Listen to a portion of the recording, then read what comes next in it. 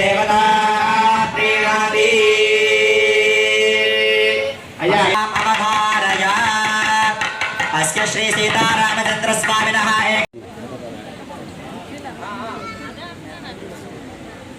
ముందుగా శ్రీరామనవమి శుభాకాంక్షలు.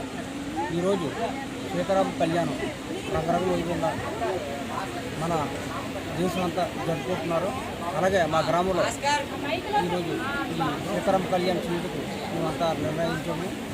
ఇక్కడ ప్రతి వేటలాగే ఈ సంవత్సరం భాస్కర్ గారు ఎక్కడో ఒకసారి రండి, ఇక్కడ కొంతమందికి బొట్టు లేదు పెట్టాలి, బాగా చేద్దామని మా సభ్యులందరూ నిర్ణయించడం జరిగింది. భాస్కర్ గారు ఒకసారి వేదిక దగ్గరికి రా.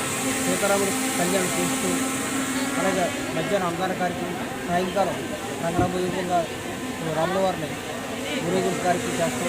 అలాగే రేపు పట్టాభిషేకం చేస్తాము. చేసిన పిమ్మట రేపు వామవర్షం జరుగుతుంది. అలాగే ఈ యొక్క విగ్రహాలు తమిళనాడుకి 250 కిలోమీటర్ కుంభకోణంలో తయారు చేయడం జరిగింది. ప్రతి వేటలాగే ఈ ఏటా కూడా ఉత్సవాలు ఘనంగా నిర్వహిస్తుంది. మా కమిటీ వారికి ప్రజలంతా సహకరిస్తున్నారు. ఇది జరిగిన తర్వాత పిమ్మట ప్రజలకు తీరప్రాంతాలు ఇవ్వడం జరుగుతుంది. అలాగే ముఖ్యంగా ఈ 5 ఏళ్ల పాలనలో మా జగన్మోహన్ రెడ్డి చేసింది 3 ఏళ్ల పాలన చేశారు. అది 2 సంవత్సరాలు లాక్డౌన్ కరోనా వల్ల విపరీతంగా ఒక మనిషి అడుగుతూ అడుగు వెళ్ళిన రోజుల్లో కూడా ఆయన కష్టకాలంలో 3 సంవత్సరాలు విజయంగా మోగించి వ్యాధి మాకు చంద్రబాబు రూపంలోనూ పవన్ కళ్యాణ్ రూపంలో మాకు రావడం జరిగింది. దాన్ని కూడా అధిగమించి విజయటంకం ముగిస్తూ 9 నవరత్నాలు ఇవి ఆపకుండా ప్రజలందరికీ ఇచ్చి అందరి పనులను పొందారు. ప్రతి ఒక్కరికి కుల మతాలు అతీతంగా భేదాభిప్రాయం లేకుండా ప్రతి ఒక్కరు కూడా పదవులు ఇవ్వడం జరిగింది.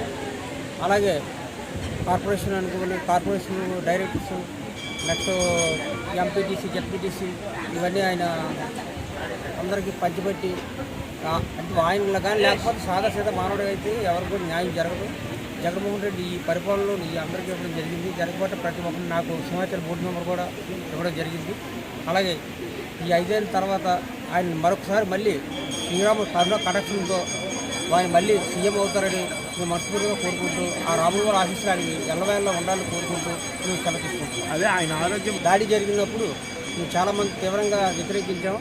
దాడి చెయ్యడం చాలా దురదృష్టకరమైన విషయం. అవి ఆయన కనుసైకి చేస్తే మాలాటలు ఎంతోమంది ఉన్నారు. మేము కూడా ఇదే కసిగా ఉన్నాం. మేము చేయాలంటే మేము అధికారంలో ఉంటుండగా మాలాట రఫ్ అండ్ టఫ్ క్యాండిడేట్ చాలామంది ఉన్నారు. మేము చేయాలంటే నిమిషంలో పని అవన్నీ తిప్పికొట్టాలంటే. కాకపోతే అది మా ఇంగిత జ్ఞానం కాదు, మా ఆలోచన విధానం అది కాదు. ప్రజలు మన్నలు పొంది ప్రజల అభిమానం పొంది మరొకసారి ఆయన సీఎం అవ్వాలని ఆలోచనతో ఆయన ఉన్నారు. మేము అదే ఆయనకు ఏకభావిస్తాము. ఆయన ఆలోచన విధానం అది.